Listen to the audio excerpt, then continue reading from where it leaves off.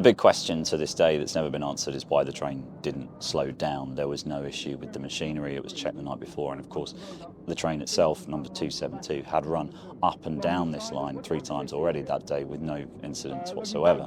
So the question is, why didn't it stop? Badly damaged, 2 badly damaged coaches and casualties.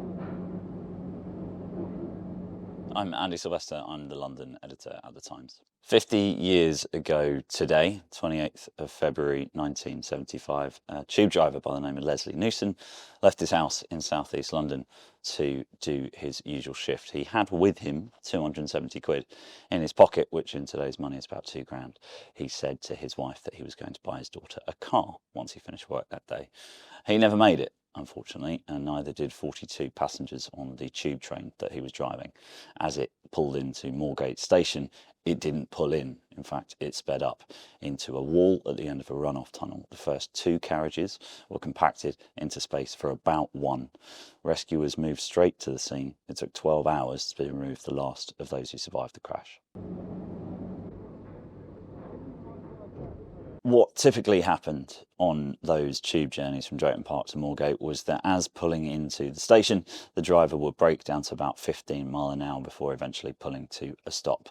That would be the end of the line. The driver would go to the other end and drive back. What happened instead was that on the crossover point outside the station, where this braking usually starts, no such braking occurred. The train headed into the platform at, quote, express speed, around 35 miles an hour, and didn't slow down. No witnesses reported any major braking, and the driver continued to have his hands in position all the way into the wall at the end of the tunnel. The first 2 carriages were described as like a sardine tin by a rescuer afterwards. They had been compacted almost totally into this 60-foot runoff tunnel. For comparison, a tube carriage is usually about 52 foot, or at least these ones were. The first one bent into a V shape due to the impact with a sand drag as it headed into the runoff tunnel, and then the second carriage, of course moving at speed, crushed that first carriage. It itself had a 3rd carriage behind it which continued to drive that second platform on. So you had the first one like a sort of V,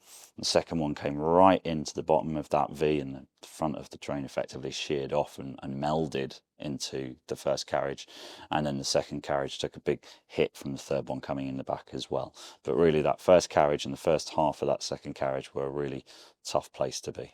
Everybody in the first and second carriage had unfortunately either died immediately as a result of the crash or had suffered fairly severe injuries. Rescuers were working for around 12 hours at Moorgate station to get people out. Eventually they had to cut a hole between the 3rd and the second carriage to get in to the front that was no more than about 1.5 foot high. They used specialist equipment to keep the temperature just about under control because of all the electrics, because of all the incidents. The temperature was rising to about 45-50 degrees down there in the tunnel with all the kit that was down there. So it was a real rescue operation. Those in the 3rd carriage, many of them walked off bumped and bruised. 4th, 5th, 6th carriage towards the back, it wasn't as if they knew that nothing had happened. They'd still felt a jolt, but they were mercifully unscathed. What I suppose makes this worse is that the people that were regular commuters knew where you get off at Moorgate station. The stairs away from the platform were closer to the front of the train, so naturally you'll want to be closer to the front.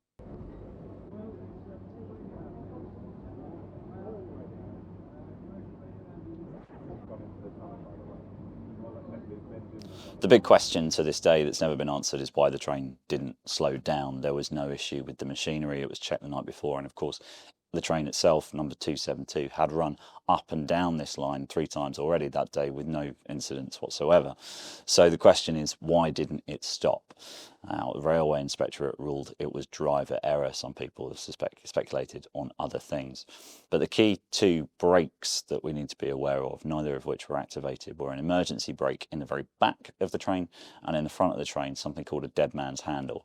A dead man's handle is so named so that if you die or have a medical emergency, a heart attack say, or a stroke in the driver's cab, you would naturally lose pressure on this dead man's handle. You have to hold it, and if you're not holding it in place, the train comes to an automatic stop. So what makes it so bizarre that that train continued to run all the way to the platform into the wall is that the driver, Leslie Newson, according to post-mortem investigation, had his hand on the dead man's handle throughout the process. Now, meanwhile, at the back of the train, guard Harris, Robert Harris, was a tad distracted, though people haven't blamed him for the crash by any stretch of the imagination, because he'd nipped to get a newspaper. He didn't have time to get to the emergency brake once he realised what was happening, and to be fair, I don't think even if he had been paying attention, he would have got there fast enough to prevent this tragedy. One of the strangest elements of this story is the journalism that appeared about a year later. A chap called Lawrence Marks was working on the day of the crash for the Press Association. He was sent down to cover the crash, and it was only in the afternoon that he realised that his own father, believe it or not, had been killed in the crash. He moved to the Sunday Times. A year later, published a piece, headline simply, "Was it suicide?" It's probably not the sort of thing we do today in 2025. As part of this piece, he spoke to the coroner, he spoke to the wife of the driver, Helen Newson, and a variety of other experts, and he concluded that there was no reason to believe, effectively, that it wasn't suicide. But of course, there's no notes. People that were close to Newson on the morning of the incident said he appeared normal, fit, relaxed, a bit reserved, but then he was a Brit in the 1970s, so perhaps that's not to be surprised. So the real question is, what happened in that driver's cab? The truth is, only Leslie Newson knows, and unfortunately he's not with us to tell us. One of the things that came out of this crash was a really swift rollout of new technology on the London Underground, effectively new technology which would stop a train automatically if it entered a platform moving too quickly. There is still a version of that kit used today on the London Overground to prevent something like this happening again. What's really interesting is that that is actually known in the trade as the Moorgate prevention. It was designed specifically to prevent something like this happening. And of course, other tube safety features have improved in the 50 years hence since too.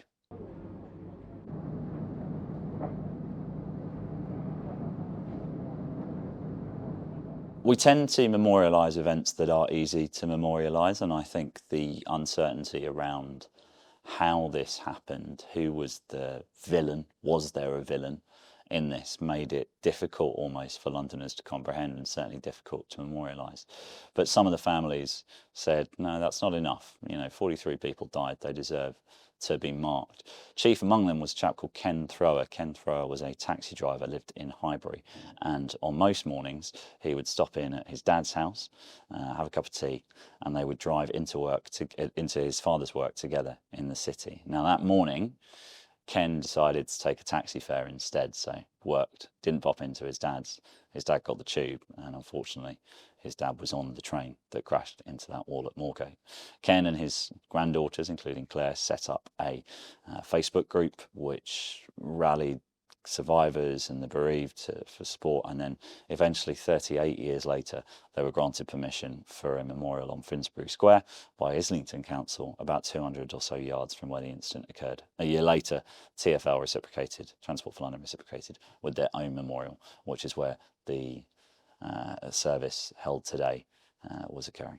There have been some awful days on the London Underground. Of course, the King's Cross fire is probably more in the memory for a lot of people than this Moorgate crash. And then, of course, this year will be the 20th anniversary of the 7/7 attacks, where 3 London Underground trains were blown up, and of course one bus as well. So we are, if not used to death and destruction on the tube, we at least conceive of it, perhaps. What I think makes this remarkable is that 50 years later, it is still a mystery.